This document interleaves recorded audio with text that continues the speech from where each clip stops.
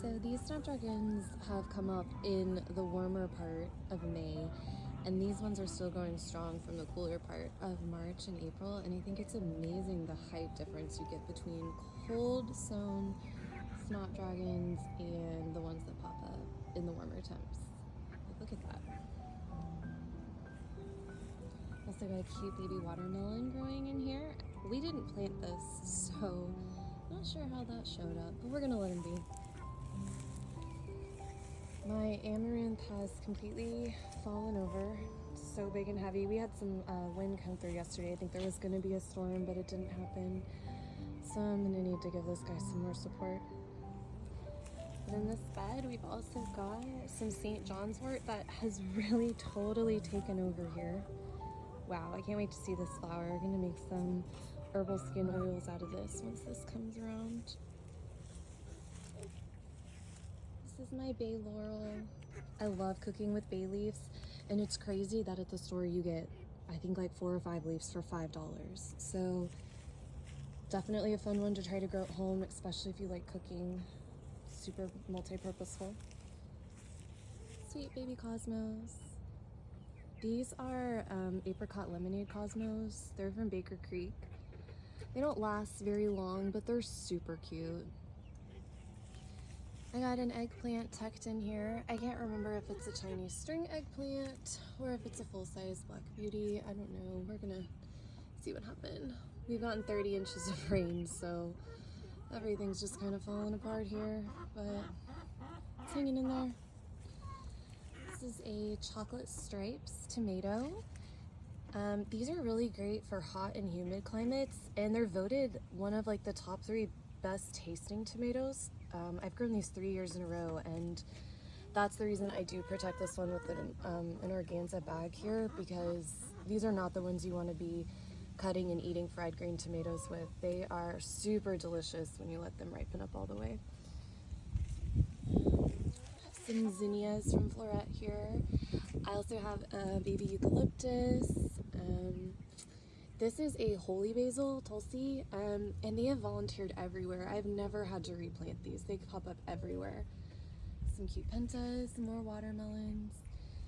These are the Limonada Silicias from Floret, and you can see it's starting to flower. I love that light yellow color. It's beautiful.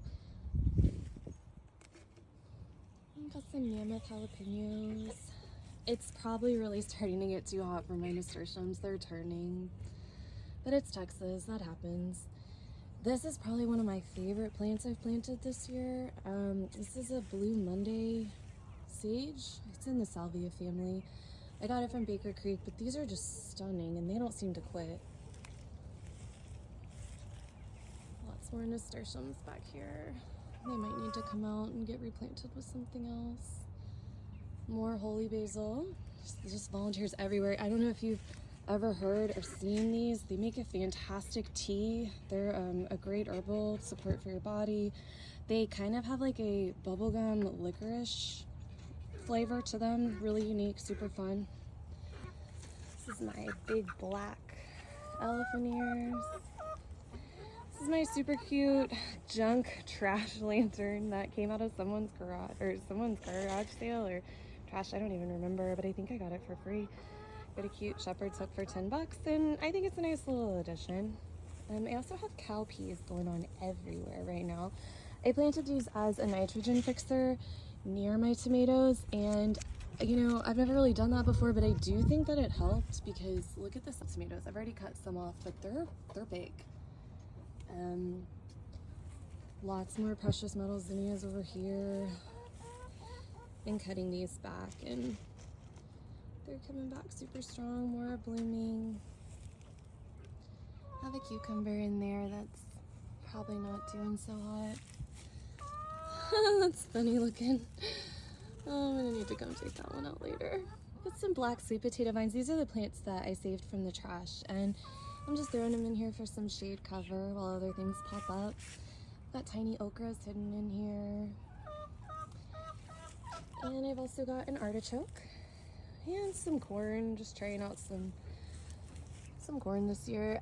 It's never done well for me. If you know anything about growing corn, let me know, because this is just not my forte here.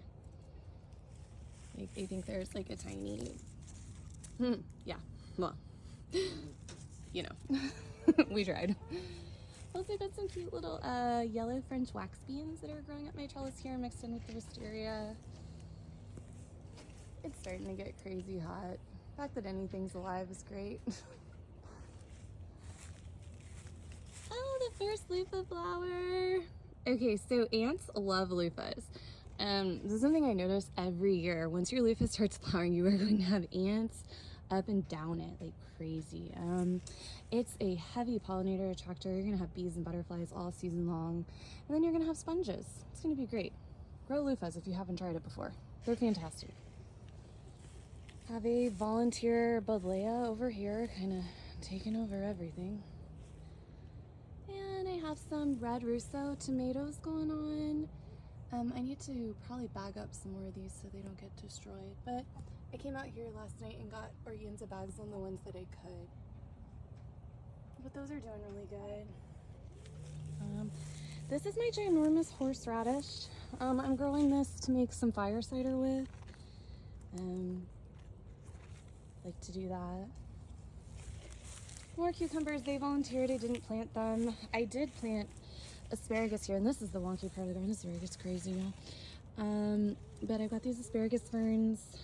I'm kind of letting them just go wild this year because this is the first year that I've had them.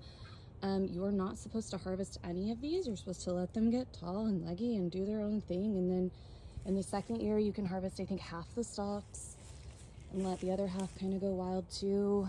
And then the third year you can start harvesting asparagus. So they're definitely in it for the long haul plant, and you're not going to expect your garden to look good with these for a hot minute.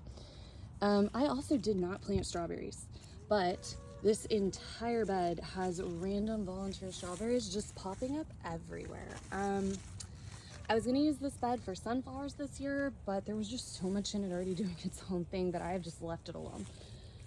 This is a walking Egyptian onion. They are so weird and so cool. But they grow all spindly and funky, and then they'll actually grow the onion up here at the top. See it? And then it will just fall down somewhere else. And that's how you get a new onion plant. It'll just fall off and root into a new section of your soil. So cool, so crazy. It's a Dr. Seuss onion for sure.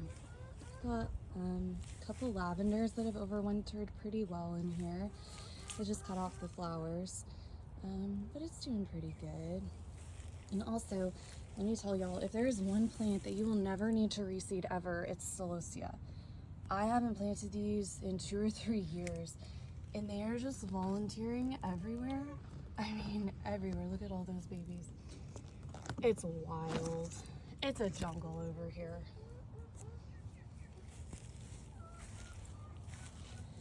We've got a couple weeks left over. I left a couple in because when they flower, they're beautiful and they're great for pollinators. I harvested the other 40 or so out of the other bed, but I'm just gonna let those do their thing. I have a tiny California poppy hanging in here. Poppies never do well for me, it's too hot. I started some sunflowers a couple weeks ago. They're taking off. And my son started some sunflowers. His spacing looks fantastic. Definitely tell where he planted, where I planted. So we're gonna see how that works out. Got these going on some pentas and more sweet potato vines just to shade out some of this bed while the rest pops up. Got all these baby cosmos here. They're so tiny. These are a mix of seashell cosmos and some pink bicolor from Johnny's Selected. Oh, look, we have mushrooms. How fun. The soil's alive. That's a good sign. But yeah, that's this morning in the garden.